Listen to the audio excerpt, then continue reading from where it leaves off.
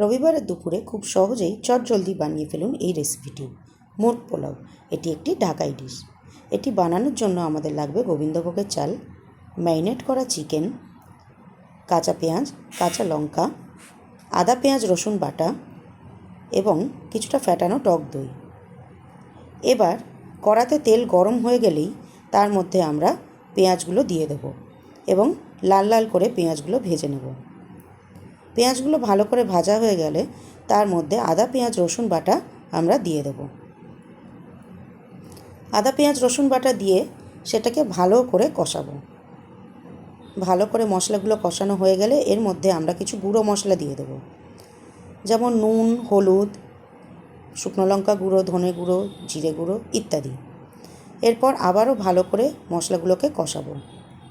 এরপরে ম্যারিনেট করা চিকেনগুলো এর মধ্যে দিয়ে ভালো করে রান্না করে নেব। এরপরে দেখবেন বন্ধুরা, হয়তো চিকেন থেকে একটু একটু জল বেরোবে। চিকেন থেকে জল বেরোলেই তার মধ্যে আমরা ফ্যাটানো টক দইটি দিয়ে দেবো এবং আবারও ভালো করে সেটাকে রান্না করে নেব। ফ্যাটানো টক দই দিয়ে দেওয়ার পর তার মধ্যে কাঁচা লঙ্কাগুলো দিয়ে দেবো, যাতে এগুলো ভালো করে সেদ্ধ হয়। কাঁচা লঙ্কার একটা এসেন্স বেরোয়, যেটা এই সেদ্ধ করলে ভালো লাগে। এরপরে এর মধ্যে গরম মশলা গুঁড়ো দিয়ে আবার ভালো করে নাড়াচাড়া করে নেব।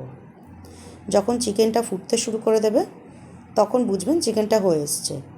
এরপর ভেজানো গোবিন্দভোগের চালটা জল শুদ্ধই কিন্তু কড়ার মধ্যে দিয়ে দেবো, কেননা গোবিন্দভোগের চালগুলোকে কিন্তু সিদ্ধ করতে হবে আমাদের।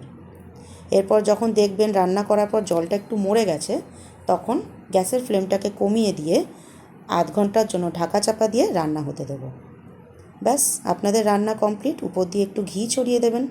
আপনার রবিবারের রান্না কমপ্লিট। এবার গরম গরম সার্ভ করে দেবো। বাই। ভালো লাগলে সাবস্ক্রাইব করবেন।